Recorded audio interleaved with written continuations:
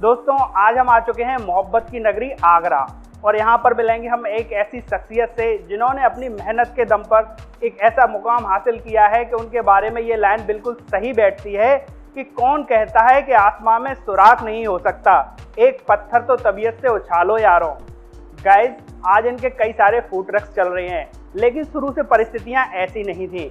इन्होंने अपनी मेहनत के दम पर आज इन परिस्थितियों को क्रिएट किया है। तो आज हम मिलेंगे मिस्टर बबलू राठौर से। उनसे मिलकर हम जानेंगे कि इस सारे बिजनेस को मैनेज किस तरह किया जाता है, इन्वेस्टमेंट कितना होता है, बचत कितनी होती है, उसके अलावा उनकी फ्यूचर की प्लानिंग्स क्या क्या हैं। तो सारी बिजनेस स्ट्रेटजी जानने के लिए वीडियो में एंड तक बने रहिए हमारे साथ। चलिए स्टार्ट करते हैं। तो स्वागत है बबलू राठौर का। यहाँ पर हम जानेंगे भैया से कि आप काम क्या क्या करते हैं और इस समय आपके कितने फूड ट्रक्स चल रहे हैं। मेरा बिरयानी का काम है, पहलवान वेज बिरयानी, और 5 फूड ट्रैकर है मेरी आज टाइम में। अच्छा। और 5 लोगों को मैंने वर्क दे रखा है और लोगों को भी आगे देने का वर्क यही है कि जो मेरे से जुड़ते जाए, कमीशन बेस पे मेरे से काम करें। जो मैंने उन्नतियाँ की हैं वो और भी लोग करें। तो भाइयों देखा आपने कि भैया के इस समय 5 फूड ट्रक्स चल रहे हैं और इन फ्यूचर ये फूड ट्रक्स की संख्या और ज़्यादा बढ़ाना चाह रहे हैं।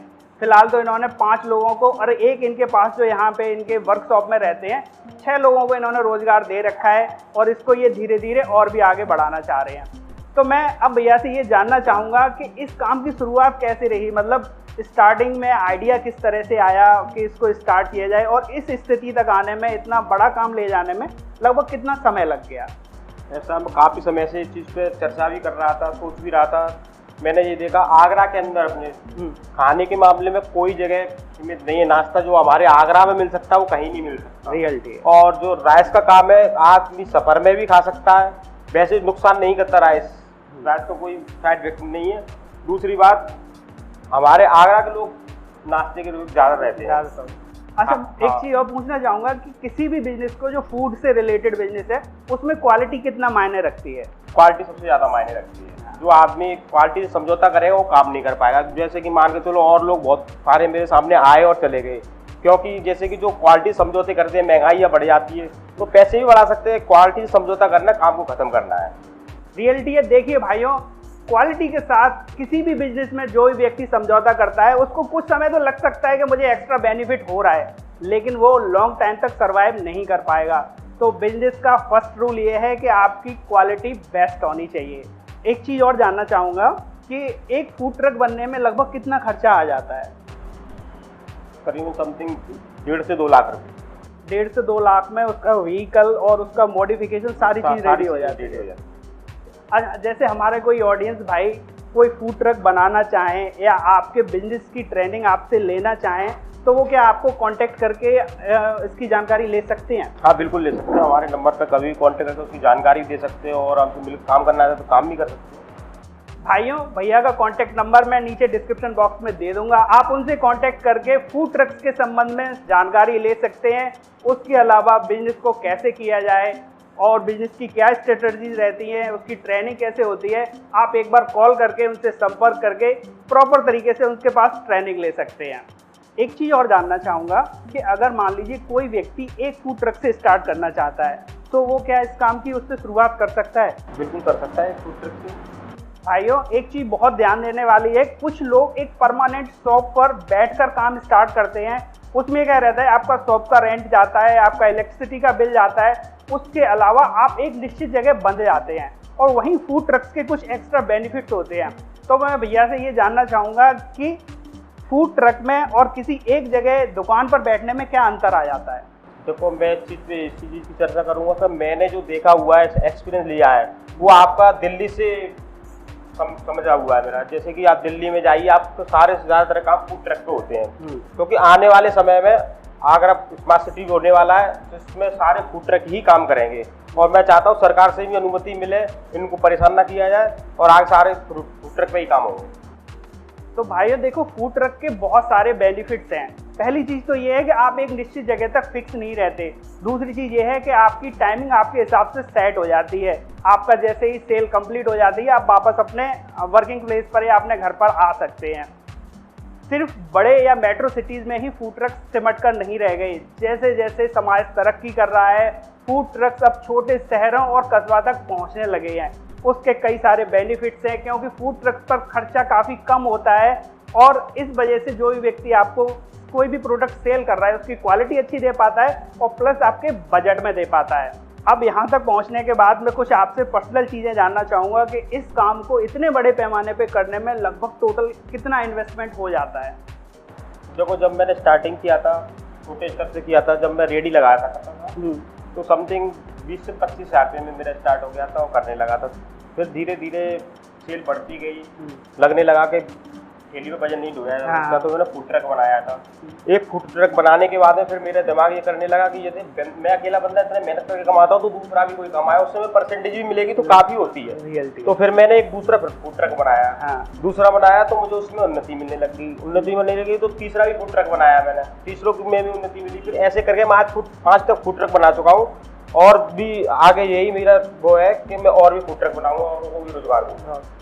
तो भाइयों, देखा, पैसा मायने नहीं रखता कि आप इकट्ठा 5 लाख 10 लाख रुपए इन्वेस्ट करके चलें। आपके अंदर वो जज्बा होना चाहिए कि मुझे कुछ काम करना है और मुझे क्वालिटी देनी है अपने कस्टमर को, जिसको कि मैं नेक्स्ट लेवल पर ले जा सकूं।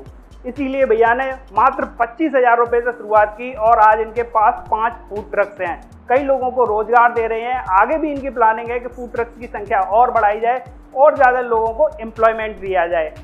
एक चीज़ और हम जानना चाहेंगे कि इस काम में जो इतनी मेहनत का काम है, आपकी मॉर्निंग में शुरुआत कितने बजे हो जाती है? मॉर्निंग में रात को 3:30 बजे स्टार्ट कर देता हूँ काम करना और करते करते समय हो रहा है, अब इस समय 6:30 बजे सारा कंप्लीट हो चुका है। अब बाकी जो वर्कर लोग आते जाएंगे अपना सेटल वो अपना लेके चले जाएंगे फूड ट्रक। अच्छा, और फिर शाम को कितने बजे तक फ्री हो जाते हो आप? शाम को 4 से 4:30 बजे फ्री हो जाते हैं। अच्छा। भाइयों देखो, कोई भी काम बिना मेहनत के तो नहीं हो सकता। हम अभी भैया के पास खड़े हैं, उस समय 6:30 बज रहे हैं और हमें भी काफ़ी जल्दी आना पड़ा इनके पास इनके काम की रिकॉर्डिंग के लिए। कारण यही है कि ये सुबह 3:30 बजे से स्टार्टिंग कर देते हैं और 7 बजे इनके यहाँ से फूड ट्रक्स चले जाते हैं, क्योंकि फूड के सामान की बिक्री लोग सुबह उठते हैं, टहलने के लिए निकलते हैं, अपने काम पर निकलते हैं, तभी से स्टार्ट हो जाती है और 3-4 बजे तक इनका काम फिनिश हो जाता है।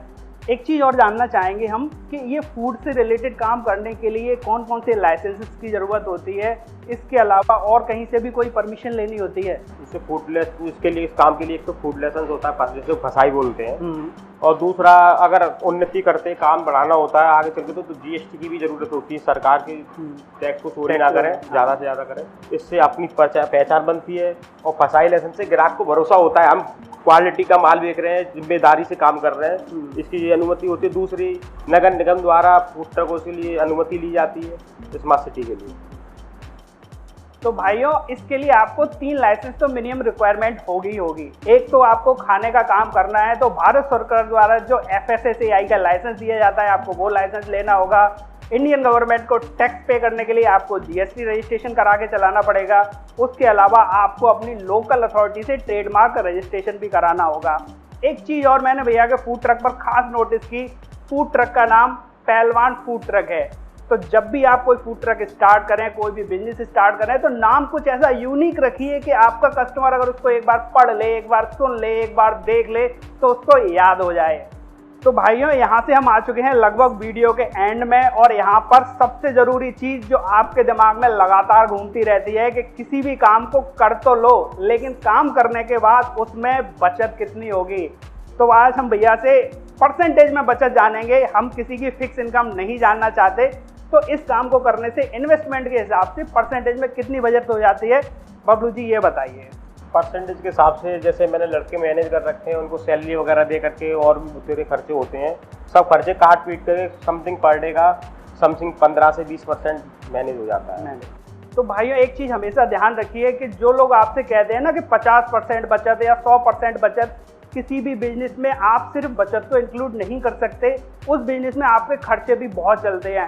आप जब फूड ट्रक लेके चल रहे हो तो आपका गैस का खर्चा रहेगा, आपको उसके अलावा आपका पानी का खर्चा रहेगा, आप जो एम्प्लॉय रखे हुए हो उस एम्प्लॉय को सैलरी देनी पड़ेगी और भी एक्स्ट्रा 20 खर्चे होते हैं।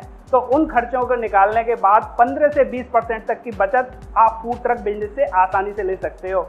उसके अलावा डिपेंड करती है कि आप क्वालिटी क्या दे रहे हो और किस एरिया में फूड ट्रक लगा रहे हो, वहाँ से हो सकता है आपकी ये परसेंटेज बढ़ जाए। तो बिजनेस की जानकारी देने के लिए बबलू जी आपका बहुत बहुत धन्यवाद। Thank you sir. तो भाइयों फिर मिलते हैं किसी नए क्रिएटिव बिजनेस आइडिया के साथ, तब तक के लिए goodbye and take care.